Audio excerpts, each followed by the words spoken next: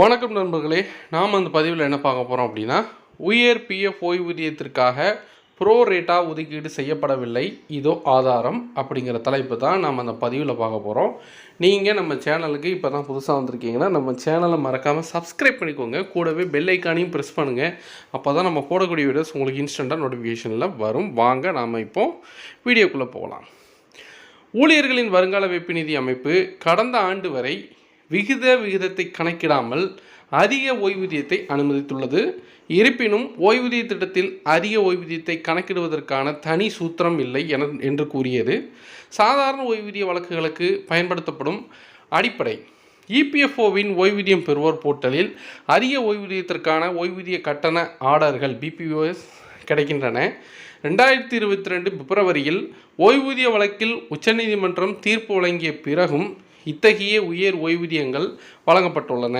இந்த ஓய்வூதியங்கள் மார்ச் வரை அதே விகிதத்தில் தொடர்ந்து வழங்கப்பட்டன.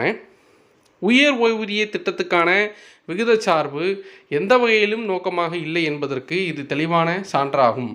ஓய்வூதிய நிதிக்கான பங்களிப்பு இபிஎஃப்ஓவால் நிர்ணயம் செய்யப்பட்ட ஊதிய உச்சவரம்பு வரம்புக்குட்பட்ட நபர்களுக்கு, அதாவது ஆகஸ்ட் 31, 2014 வரை ரூபாய் 6,800 மற்றும் அதற்கு பிறகு ரூபாய் 15,000 என ஓய்வூதிய கணக்கீட்டு முறை அறிமுகப்படுத்தப்பட்டது.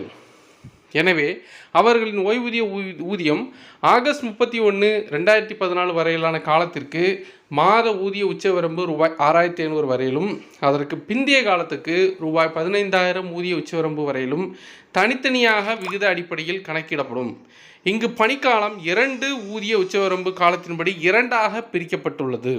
ஆனால் இபிஎஃப்ஓ விகிதத்தை நடைமுறைப்படுத்திய போது அவர்களின் முழு சேவை காலத்திலும் அவர்களின் உண்மையான உயர் சம்பளத்தின் அடிப்படையில் ஓய்வூதிய நிதிக்கு பங்களித்தவர்களுக்கு இது பரவலான எதிர்ப்பை தூண்டியது. உச்சநீதிமன்றம் கூறியது, ஓய்வூதியம் பெறக்கூடிய சம்பளத்தை கடந்த 12 மாதங்களின் சராசரியிலிருந்து கடந்த 60 மாதங்களின் சராசரியாக மாற்றியமைக்கும் இபிஎஃப்ஓவின் முடிவை ஓய்வூதியதாரர்கள் கேள்வி எழுப்பினர். அதிக ஓய்வூதியத்திற்கு விகிதசார்பு ஏற்பாடு எதுவும் இல்லாததால் இந்த வழக்கில் சர்ச்சைக்குரியதாக இல்லை. ஆனால் இந்த திட்டத்தில் எந்த குறையும் இல்லை என்று உச்சநீதிமன்றம் தெளிவுபடுத்தியது. சாதாரண ஓய்வூதிய திட்டத்தை பொறுத்தவரையில் 2 காலகட்டங்களுக்கு, அதாவது செப்டம்பர் 1, 2014 முன்னும் பின்னும் 2 வெவ்வேறு ஓய்வூதியம் பெறக்கூடிய சம்பள வரம்புகள் உள்ளன.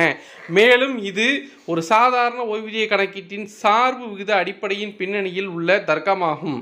ஆனால் அதிக ஓய்வூதியம் பெறுபவர்களுக்கு ஒரே ஒரு ஊதியம் மட்டுமே உள்ளது. இது சராசரியாக 60 மாதங்கள் வெளியேறும் முன். எனவே உயர் ஓய்வூதிய திட்டத்தை தெரிவு செய்பவர்களுக்கு விகிதச்சார்பு அடிப்படையானது நியாயமற்றது என்று நீதியை மறுப்பது என்றும் சுட்டிக்காட்டப்படுகிறது. Kerala metals and minerals limited நிறுவனத்தில் இருந்து 2022 மே மாதம் ஓய்வு பெற்ற ஒரு ஊழியருக்கு வழங்கப்பட்ட ஓய்வூதியத்தை உதாரணமாக எடுத்துக்கொள்வோம். 2 ஆண்டு வெயிட்டேஜ் உட்பட ஓய்வூதியதாரர் சேவை 10,415 நாட்கள், அதாவது 28 ஆண்டுகள் சுமார். ஓய்வு பெறும்போது சம்பளம் ரூபாய் 2,09,754. கடந்த 60 மாதங்களின் சராசரி சம்பளம் ரூபாய் 1,60,047.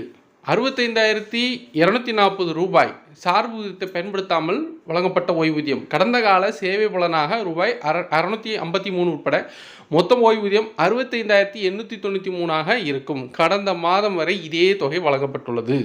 ஸோ வீடியோவை லைக் பண்ணுங்கள், ஷேர் பண்ணுங்கள். மறுபடியும் அடுத்த வீடியோவில் சந்திப்போம். நன்றி, வணக்கம்.